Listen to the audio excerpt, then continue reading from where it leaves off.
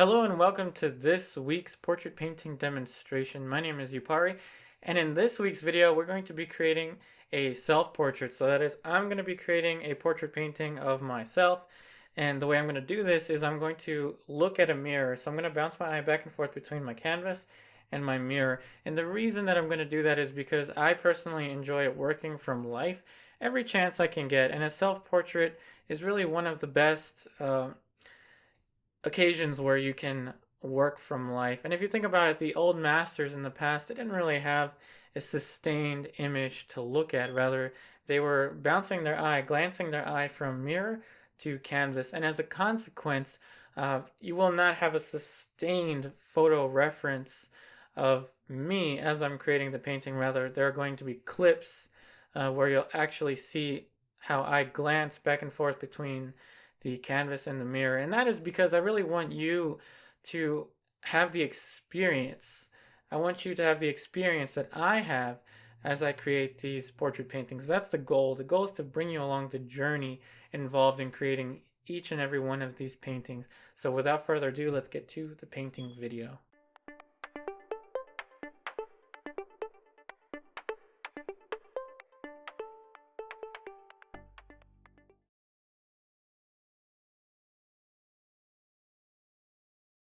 So if at any point in this video you become curious as to what materials I'm using, I'm going to have all that information typed up for you. So just scroll down to the description box below and you'll be able to see all of that typed up for you. So my palette consists of flake white, 2 dots of flake white, 1 dot of titanium white, burnt umber, alizarin crimson permanent, cadmium red medium, yellow ochre, sap green, ultramarine blue, and ivory black.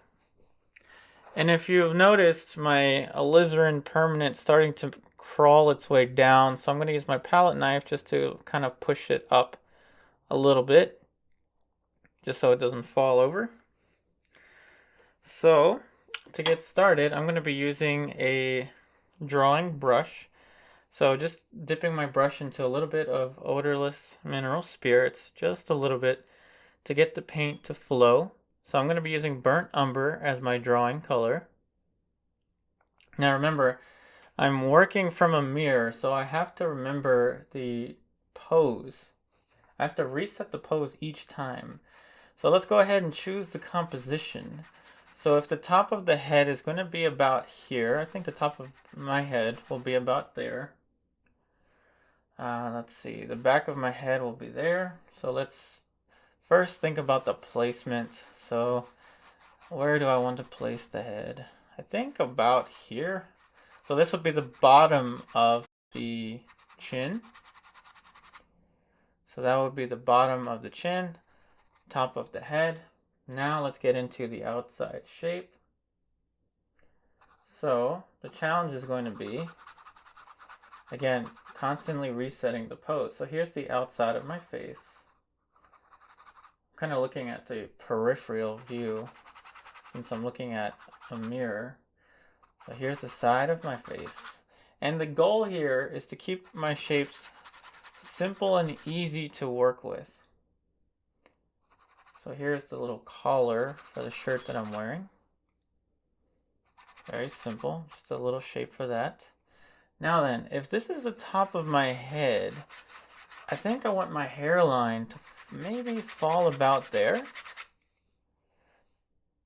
And again, this is all placement right now. Just trying to figure out where I'm going to place everything. So if the back side of my head is going to fit there, let's add a little bit more mineral spirits. So if the back side of my head is somewhat here, now my head is kind of square, so I'm taking that into account. So let's look at the shape of my hair over here. Notice how I keep having to adjust my pose as I look at myself. It's kind of funny actually. Alright, so here's a little shape now for the axes of my eyes. So this is going to be the little axes of the eyes for me. Hairline is right about there. Now let's look at the center line. So the center line, remember, I get to choose my center line. I'm going to choose basically 3/4 view. This is the center of my head. 3/4 view. Side of the forehead there. Now let's look at the nose. So the nose is going to fit. Now remember, I'm tilting up a little bit. So I'm tipping up a little bit with my pose. So here's the little cast shadow for the nose. Cast shadow looks somewhat about like this. And the idea is to keep all of these shapes simple and easy.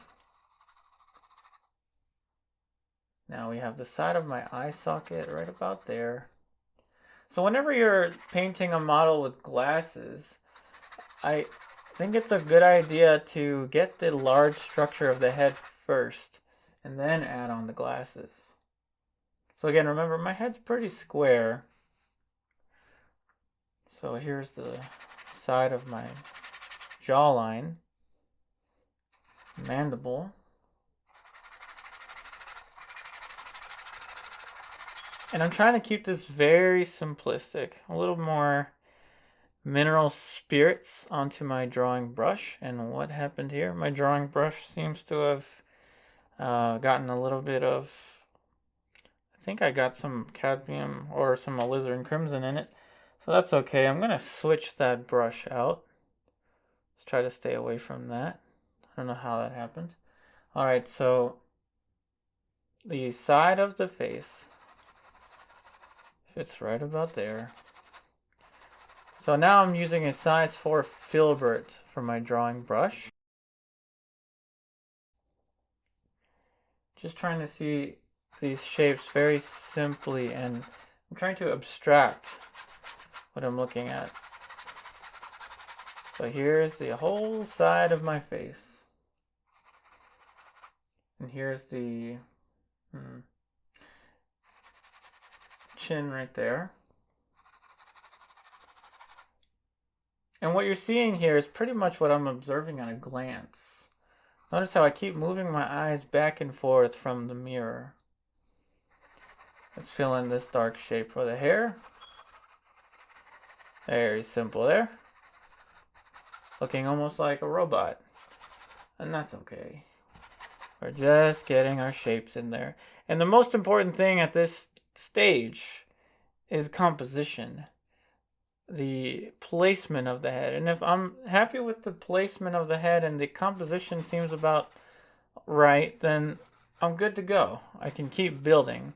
But if I don't like the composition, then I'll just move it around. This is very fluid, very easy to work with right now. Okay, here's the back of my ear. Now the paint is getting kind of thin with the mineral spirits, and the mineral spirits will evaporate, so not too worried about that. So here's the back of my hair, right about here. My eyebrows go up to about there. Again, just trying to keep all of these shapes simple to understand. So that's the angle that my eyes are making. So I'm trying to memorize that position.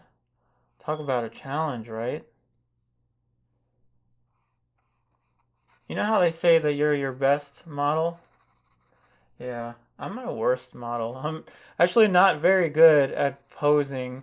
I think the last time I posed for someone was back when I was in art school. I went to a school called Studio in Caminati, and I posed for a lady named Natalie Italiano, I think. I was only at Studio in Caminati for a year, though. But in any case, if you want to know more about my art training, just go ahead and ask me a question in the comments, and I'll get back to you.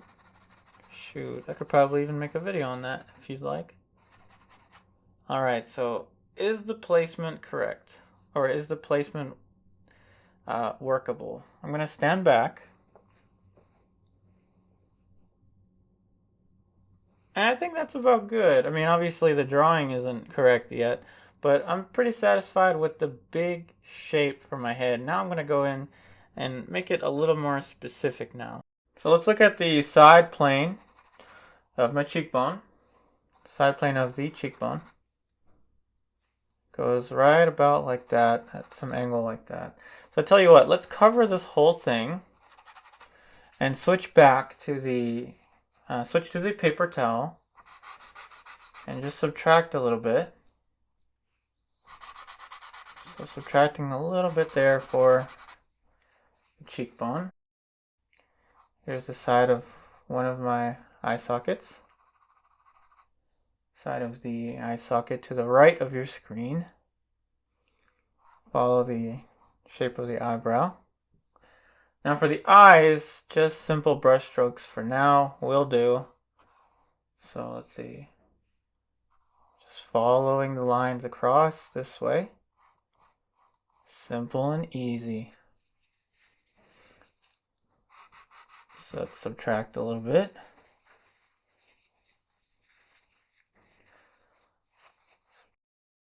There we go, simple shape there. So that's the shape for one of the eyes. Again, I'm not too focused on detail. And I won't be focused on detail for a while.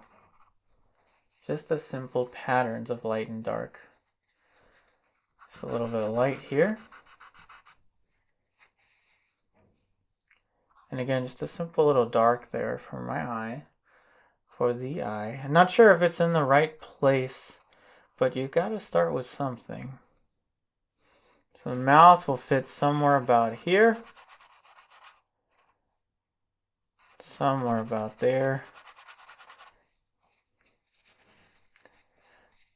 So remember, accuracy is what we're after, but simplicity is the vessel that we're gonna use to get there. Nothing has to be right to start off with. You can do things like that. You can just subtract the whole side there and come back to it. You have all the power. It's the side plane of my face. This comes out to about there. It's a little shadow down here. So now at this point, I'm going to stand back. Again, looking at the mirror, trying to look at the outside shape. So I'm constantly going back and forth between outside shape and inside shape. This comes out to about here. Just following the outside shape. I want to get the outside shape. And I just think that if I get the outside shape as accurate as I can, and that is because it's easier for me to look at my outside shape at a glance. So I'm telling you the truth of what's going on in my head right now. It's just easier for me at the current stage to observe my outside shape. Remember, I'm looking at a mirror. And again, the reason I'm looking at a mirror is because it's just, I like working from life. I mean, I enjoy working from photograph as well. It's just that whenever I get the chance to work from life, I do. So again, just focusing on the outside shape. So that comes out to about there. Now the outside shape turns into here. We have the angle for my mandible. Not quite correct yet, but we'll get there, don't worry. Now the angle for the neck.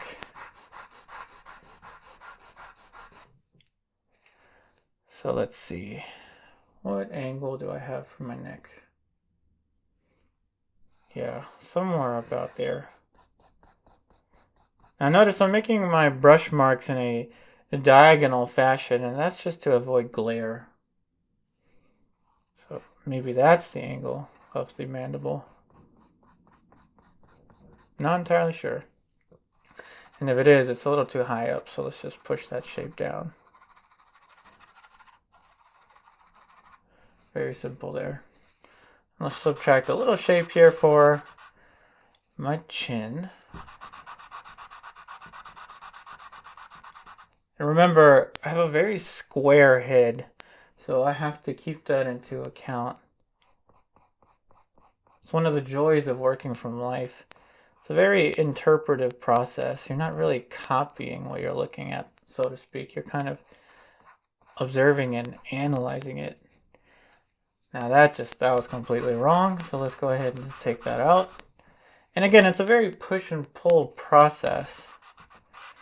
You put something down, you stand back, you observe it, you see that it's either correct or it's wrong. And if it's wrong, you just move it. That's simple. Okay, now I'm observing this shape here. Cuts into about here. I'm looking at this simple shape now. This cuts into there. And again, the angle of my eyes.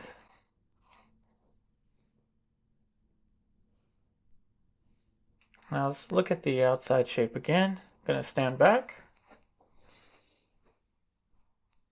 All right, so this now has to follow. So this shape for the collar has to follow back there. Again, the collar comes out like that. Comes out here. And again, just diagonal mark making to avoid glare, as you know. All right, so let's now go into some even smaller shapes. So now I'm going to look at the individual features. So let's look at this. This is going to be the sclera. Subtracting a little bit for the sclera of the eye. And here we're going to drop in a little iris.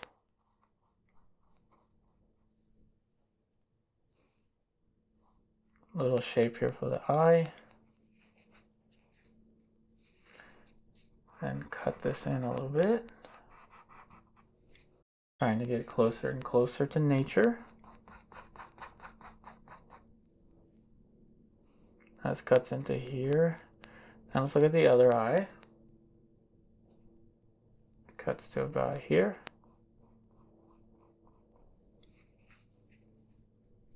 Now let's look at the sclera. Something about like that.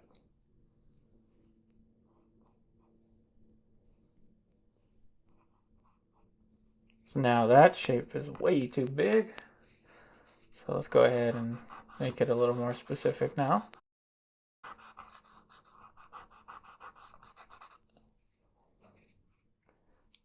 Now this cuts into about here.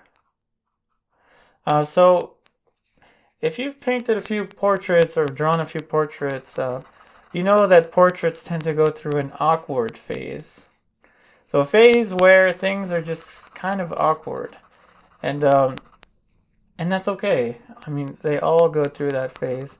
And for me, I find that the awkward phase tends to happen when I start to put in information specifically for the eyes. So that's why I held back on the iris and the sclera for a while until I felt confident enough to start to at least indicate them. Side here for the side plane of my nose. Now let's put in some information for the nose. So again, remember, I'm looking up. So that means I'm going to be seeing a little bit of the bottom of my nose. So a little bit of dark there for the bottom. Tell you what, I'm going to switch to a pretty used up, almost near the end of its life, actually at the end of its life. It's a size 2. It used to be a filbert bristle brush, and it's dry. So I'm going to use this brush just to get a little more control. Notice how it helps to subtract a little bit. And again, just looking at simple shape. Not thinking too much about, oh my goodness, I'm painting a portrait of myself. And even worse, I'm on camera. Not thinking about that. I'm thinking about these simple shapes. That's what's getting me through this. Just these simple shapes. Specifically what I see at a glance. little angle there. Now let's look at the mouth. Cuts about here. And again, just observing simple shapes and very much just using my peripheral vision.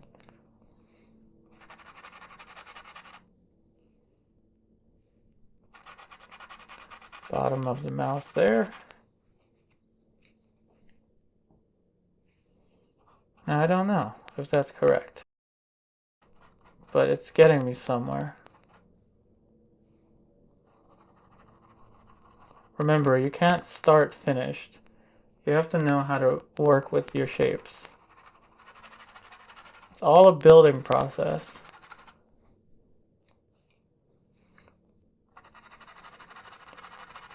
It's okay if I look like Buzz Lightyear for a little while. It's okay. I'm just building these shapes. Don't be afraid. Apply a brave brush. Remember, the brave brush is fearless. So don't be afraid of the paint. Don't be afraid of moving things. This cuts out to about there. After working out the simple shapes with the burnt umber drawing color, the next thing I want to do is to get into flesh tones. And I'm going to still develop the drawing with the color. It's just that I'm going to try to figure out plane by plane each shape. Now remember, a plane is just a three-dimensional concept of a flat sheet in space. This canvas is a flat sheet in space, and therefore it is also, you can also consider it a plane.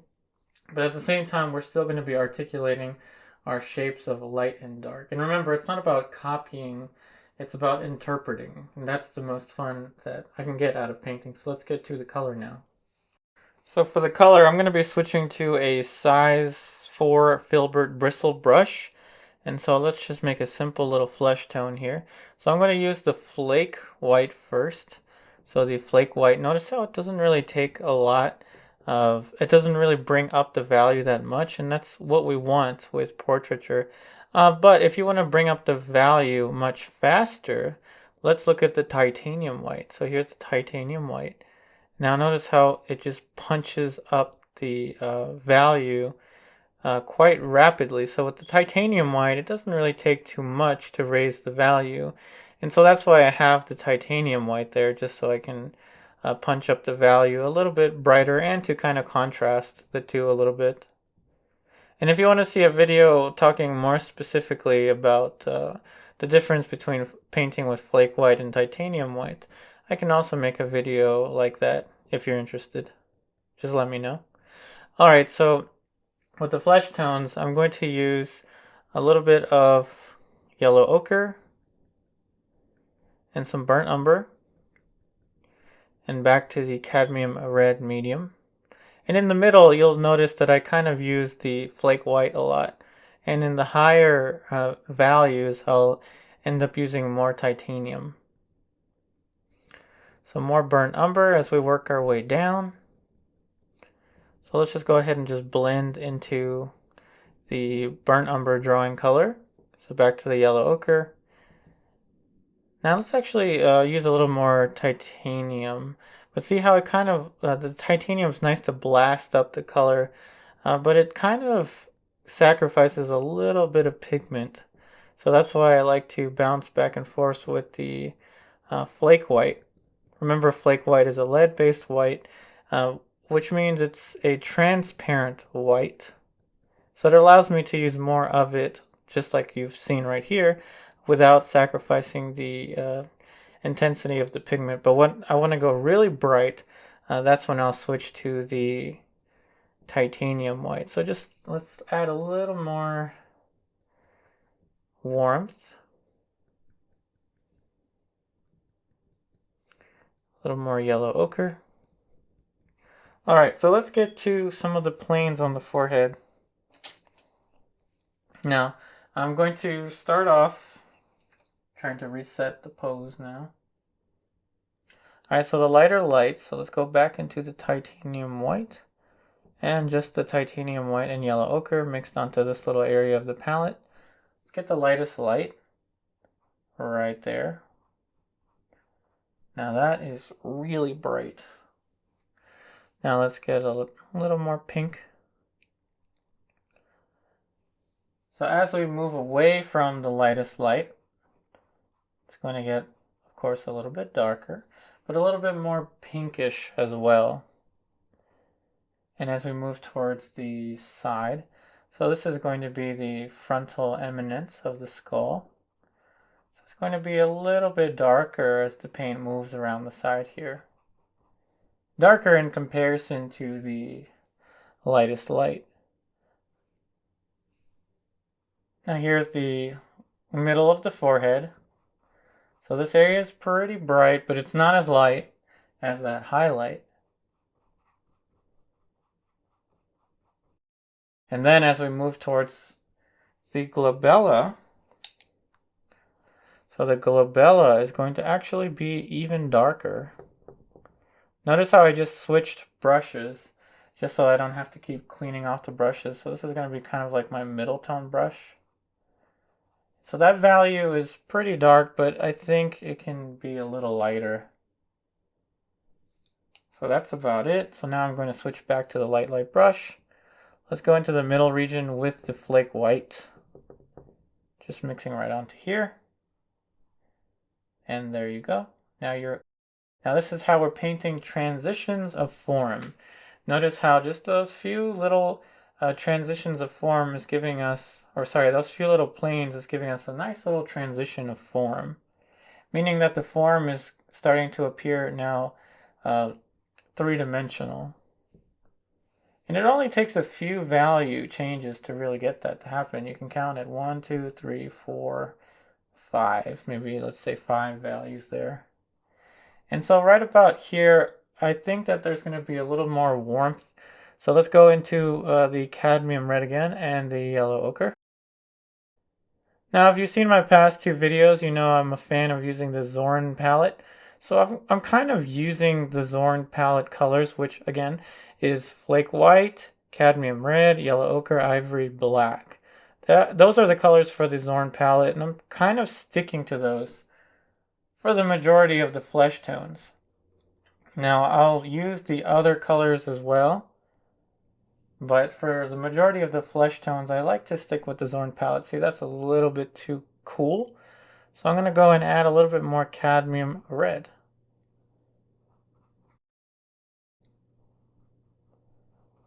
Very simple. Now this plane is actually a little bit lighter. So let's get a little bit lighter, and this is, remember, the frontal eminence of the skull. This is lighter there. And then a little darker here. And this is the frontalis region of the forehead. I'm not terribly concerned with getting the right color just yet. So if you'll notice, I'm kind of going a little bit warmer and perhaps a little bit darker than need be.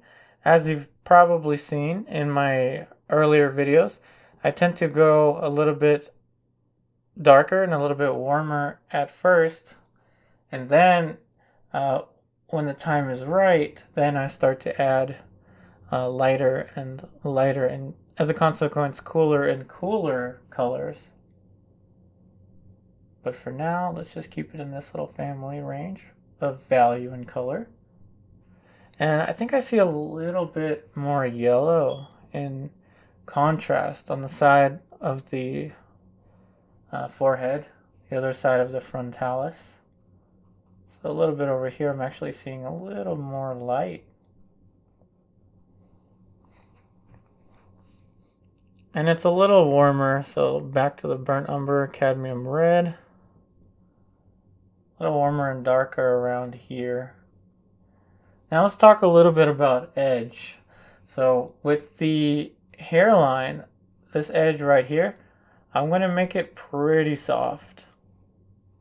Really soft, so it looks like my hair is sitting on my head. But on the outside shape of the side of the frontalis of the skull, I'm going to make it a little bit brighter. And as a consequence, I'm also going to sharpen this edge. So to put it simply, this edge is sharper and this one is softer. This one is softer because I want the hair to look like it's sitting on my head. And this one is sharper just because by nature the contrast between the corner of the side of my forehead with the hair is just dark. It's just that the dark contrasting with the light here is giving me that sharp edge.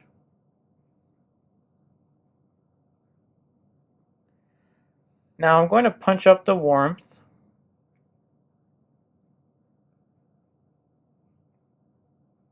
So it should get a little bit warmer there.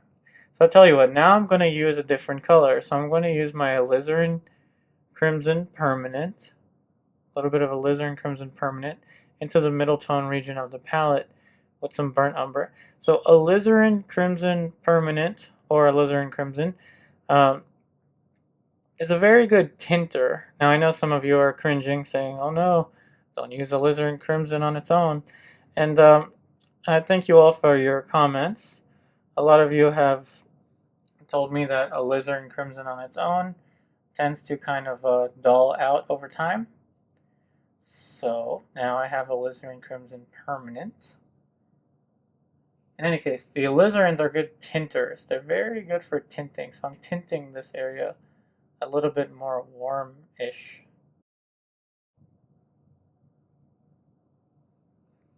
And now I'm going to bring up the plane here that we started with, the lightest light.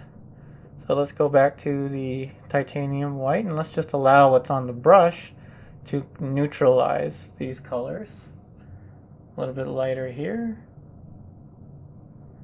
And I have this little scar on my forehead. Bet you're curious how that happened. Well, when I was a kid, you know how when you're a kid you like to play in the playground. So I slipped and I fell and I hit my forehead. Not a very exciting story, huh? But that's how it happened. This little scar on my forehead. A little bit more light here.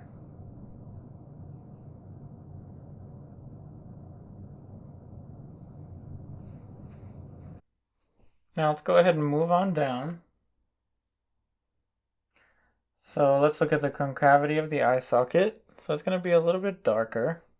So with the burnt umber, just a little bit of burnt umber, I'm going to be making that little shape darker. Now I'm going to be moving around, so let's see, let's look over here. So plane there, that's a little bit lighter. And over here, this plane is going to be much lighter. Even lighter than that. So I'm just moving around on the palette, using very much the same colors you saw me mix.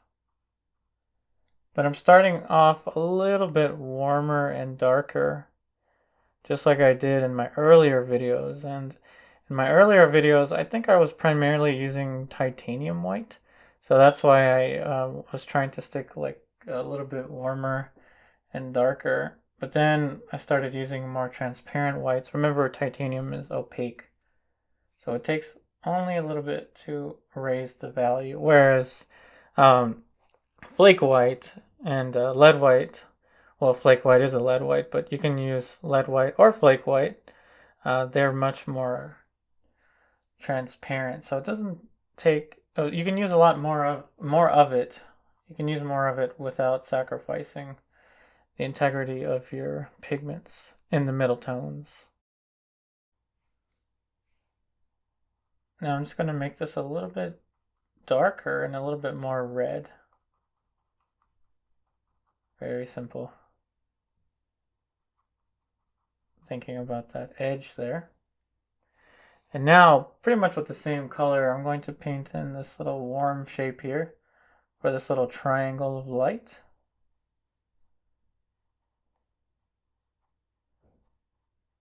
And I'm also going to use a little tiny brush add some flake white to it, a little bit of ivory black,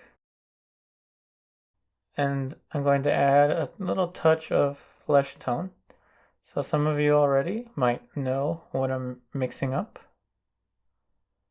And you guessed it, it's the white for the sclera. Remember, the white of the eye, known as the sclera, is not white. It's more of a half tone than anything. So that's this sclera. I think it comes out to about here. Again, I'm looking at a mirror, so it does complicate things a little bit. But as I said earlier, I really do enjoy working from life whenever I get the chance. I take every chance I get to work from life. I know some of you out there are going to say, why don't you just take a photograph? And I really do enjoy working from life. There's nothing wrong with working from photo reference. I certainly use photo reference a lot. It's just when I have the chance to have a model in front of me, I take it. And that's all. So add a little more light to the sclera here.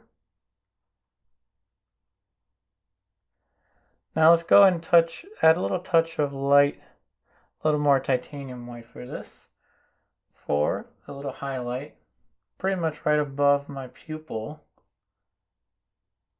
A little light there. And then on the other side, a little touch of light there. Don't need much. Now switching back to my larger brushes, I'm going to create a mixture of the flake white, cadmium red, just flake white, cadmium red, a little bit of yellow ochre,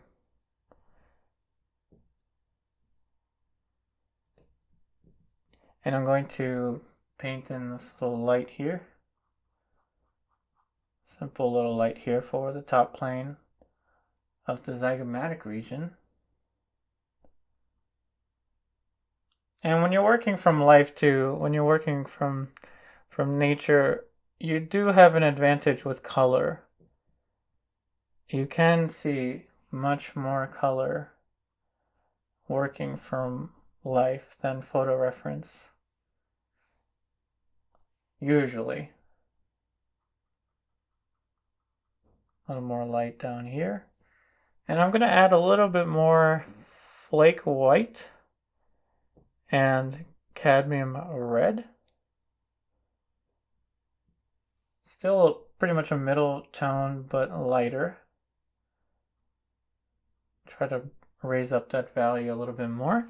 And then with the yellow ochre and mixing onto the middle tone region of the palette, I'm going to go ahead and just make this a little bit darker, yet still in the light as it moves down.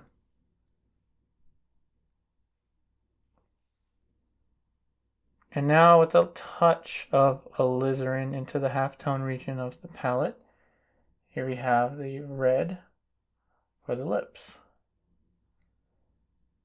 Very simple.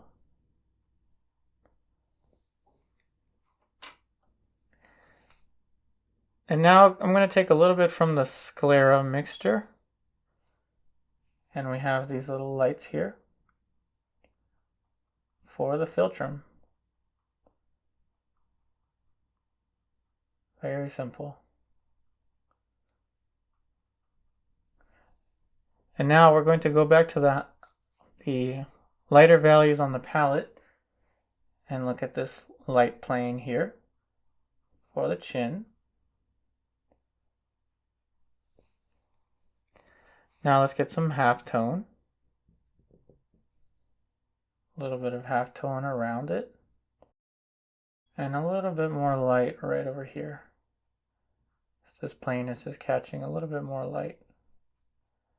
Very simple. And then with the yellow ochre and the titanium white, now you can tell I'm going to be making something really bright because I'm using titanium white. We have a little bit of light right there on the neck. Alright, so now I'm going to get a size 6 flat bristle brush. I'm going to go ahead and look at the background color. At a glance, it's a pretty dark blue, almost kind of grayish. So let's start with the ivory black, a little bit of burnt umber, some sap green, a little more sap green. Let's use a little bit of medium. So the medium I'm using is a gel called Neo-Megilp. I'm going to use it just to thin out the paint a little bit. Let's add some more ultramarine blue. Alright. So talk about edge work. So the outside shape, I want to be a very sharp edge. Fairly sharp, but not super sharp. So I'll come back in with a very soft sable brush later to adjust it. But for now, let's just get the outside shape a little better.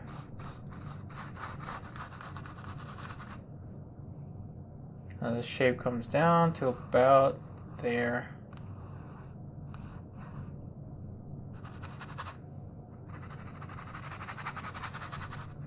This comes out here. Let's just cover this now.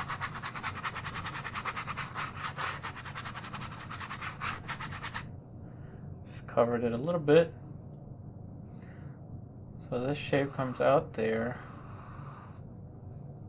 This cuts in like that. Now the reason I'm starting the background color on this side is because pretty soon I'm going to start to put in the glasses. Alright, so let's get some little size 1 round brushes. And what I'm going to do is I'm going to look at the, let's just use the background color. So this little shape here for my glasses goes up to about there.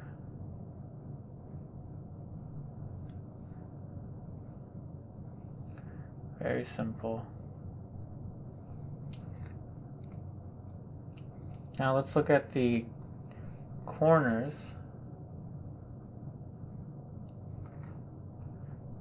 There's a little corner here. Another little corner out here.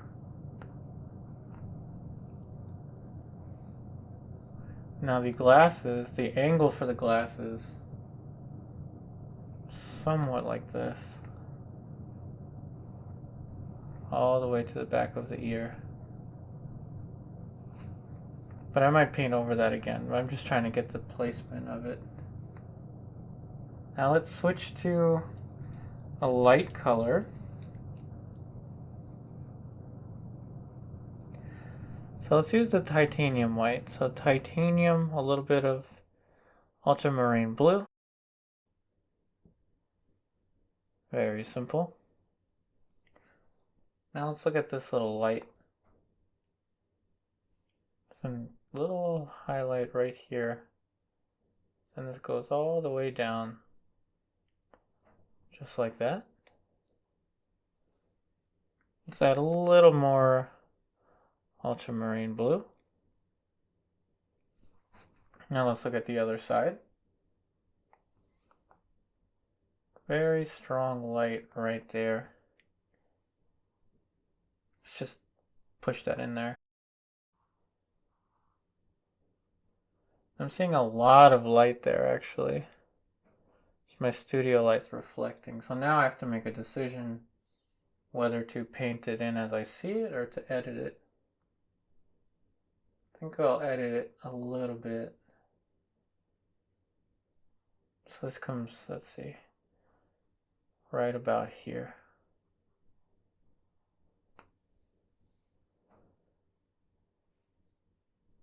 And now, of course, we have the side here. This goes all the way up like that. Glasses are a lot of fun. Whenever you're painting a model that has glasses, be sure to keep the glasses on if you can. It really is a big part of the likeness. A little bit of light right there. Switching back to this little dark brush, this is going to actually cut in a little bit.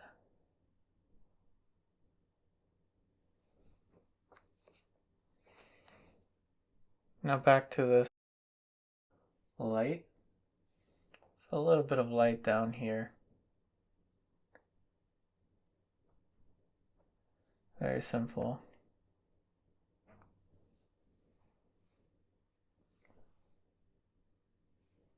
Now then, I see a little shimmer. Let's use a different brush of a warm light. And that's because in my studio I have both a warm light and a cool light for filming. And that's the light that I'm using right now. So there's going to be a pretty warm yellowish light.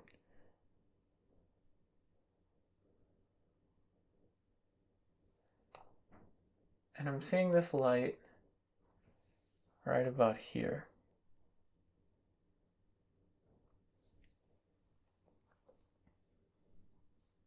And as a consequence, there's also a little glimmer of light on the other side. Right about there. Now let's go ahead and paint in this little collar. So a little bit of ultramarine blue. Let's just take the titanium white. And it's okay if these colors mix with one another, it's alright. A little bit of ivory black, back to the titanium white. Let's use a little bit of Neo-Megilp just to thin out the paint. Let's see, make a mark, stand back. It's way too light. So the ivory black, ultramarine blue. It's getting there. Let's just add a little more titanium white.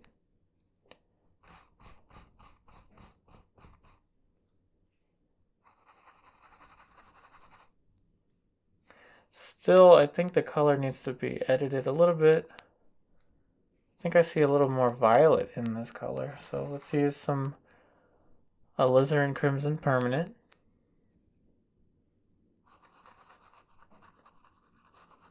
And that's a little closer to what I'm seeing. Now let's just let this move all the way out there.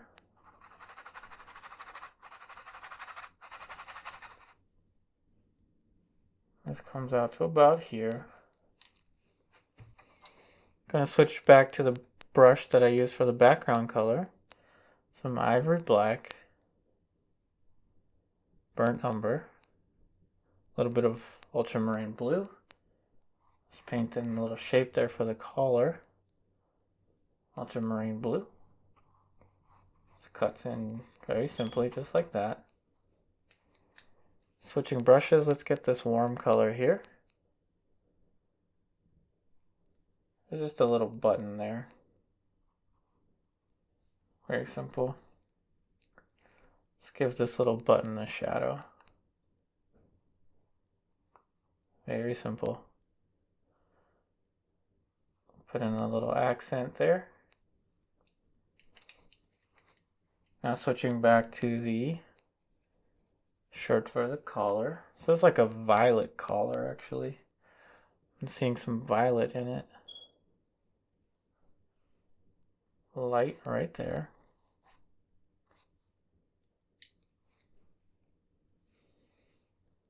There's a little bit more light right here, so there's going to be a shape coming out like this. Now switching back to the dark brush. Just put in this dark.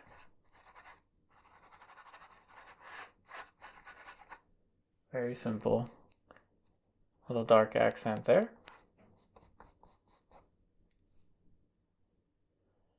And this comes out to about here.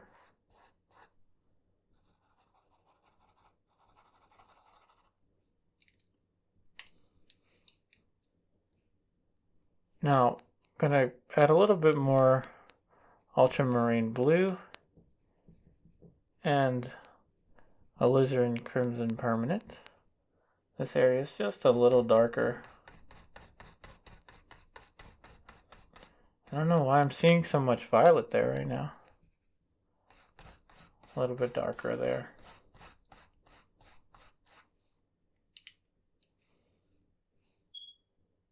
Some more titanium white to that mixture, and let's put in this little value. Very simple. Comes out here. Now I'm thinking of the vignette. And remember, the vignette is just the area of the painting that you leave a little less finished. Nothing's really finished right now, but I'm just thinking of the vignette right towards the bottom. So I just want some little indications of the clothing. A little more titanium, ultramarine blue. And we have a light shape right here. Let's add the alizarin crimson permanent, ultramarine blue.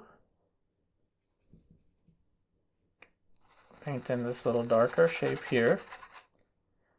Switching back to the dark brush. A little bit of ultramarine blue. We have some little shapes of clothing here.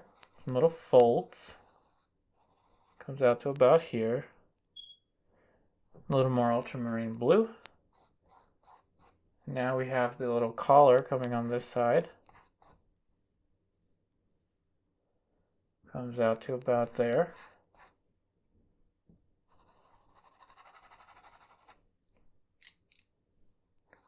Let's make the brush marks in this direction just to eliminate some glare. A little accent there. Now let's paint in some more of the little buttons, just for fun. So a little button there, a little button here. Let's just get some of the flesh color, some titanium white. Now there's a button that's pretty much all in light here.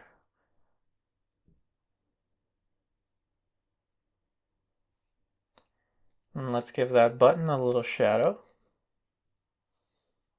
Simple little shadow here.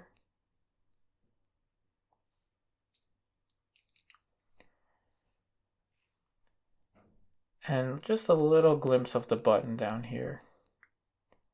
Again, I'm thinking of the vignette. Let's leave that button a little more unfinished. Something like that. Now I'm going to go ahead and mix up a color that I want for the shadow. So I'm comparing it to the background color. My form shadow here, I want to say, is not as cool as the background. Not as warm as the flesh tone. Somewhere in between, not very saturated. So let's just stick with the burnt umber. Ivory black. A little bit of sap green. So burnt umber, ivory black, sap green. Let's see. That's alright. It's kind of dark, so let's use a little more yellow ochre to lighten up the value. That looks closer, but it's still too greenish. So let's use the alizarin crimson permanent. Let's see what this one looks like. It looks close. Let's use a little more yellow ochre. And I think that's about it.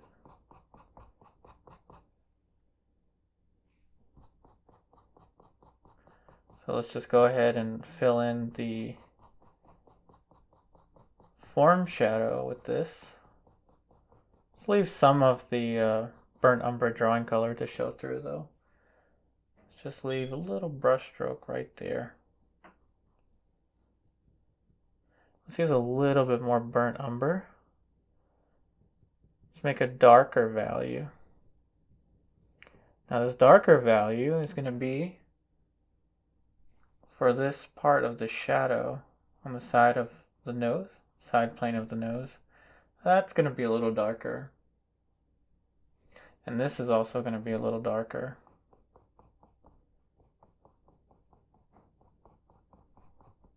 Now let's go back to the lighter colors. Let's just use a little bit of this. Now this shape is going to be, I perceive it to be a little bit cooler. Just a little bit cooler. Let's use some more sap green. And I see this shape to be a little closer to the greenish side. So remember I said I would probably go over that little shape for the glasses.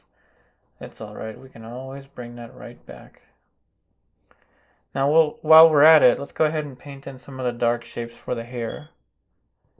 So the Ivory Black, Alizarin Crimson Permanent.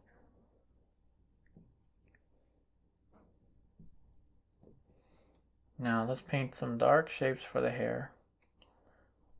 Little shape right there. And the little shape over here.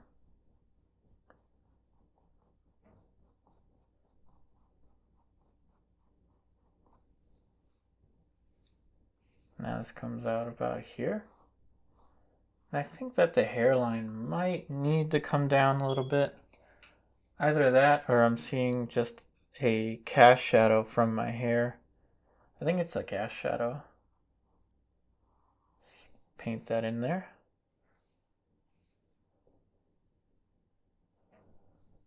Let's see, this comes up a little bit more.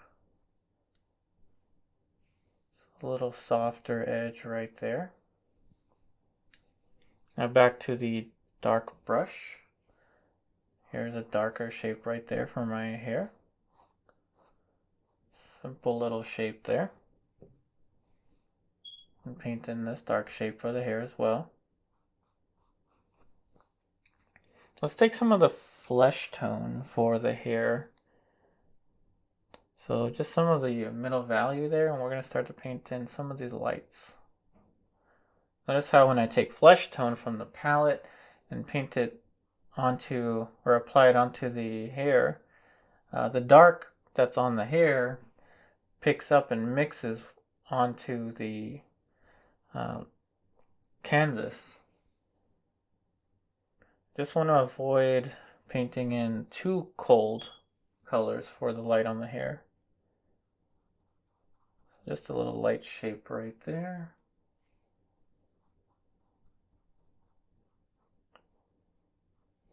Now back to the paper towel. Going to adjust this shape a little bit. That comes in somewhat like that. And then back to the dark brush. Let's take in some more of this. So this area is actually a little lighter. It's dark, but it's not as dark as the top. Just paint that in there. Now back to the Ivory Black and the burnt umber. It's a darker shape. So Ivory Black, let's use Ivory Black Alizarin. Ivory Black and Alizarin. Dark shape right there.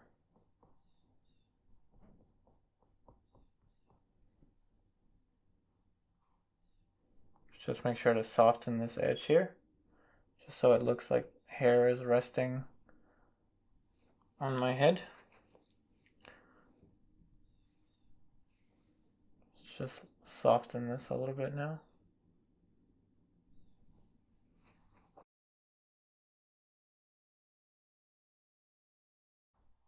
So let's go ahead and add this little connection of the glasses to the ear back. Just take some of the background color to do that. Very simple. And now I'm just going to take a clean sable brush. This is just a cheap watercolor brush. And I'm just going to soften some of the edges. And these are going to be just about the final touches that I'll apply on this painting. So just going to soften this a little bit. And maybe I'll soften this.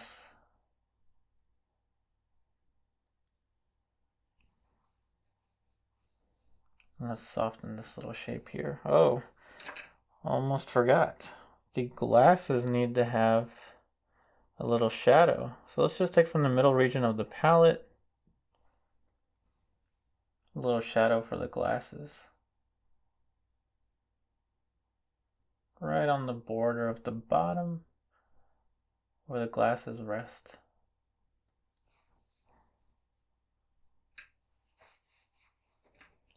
And after placing that in, let's just soften it a little bit. Just so it looks like it's a shadow being casted from the glasses. Same thing back here. Very simple.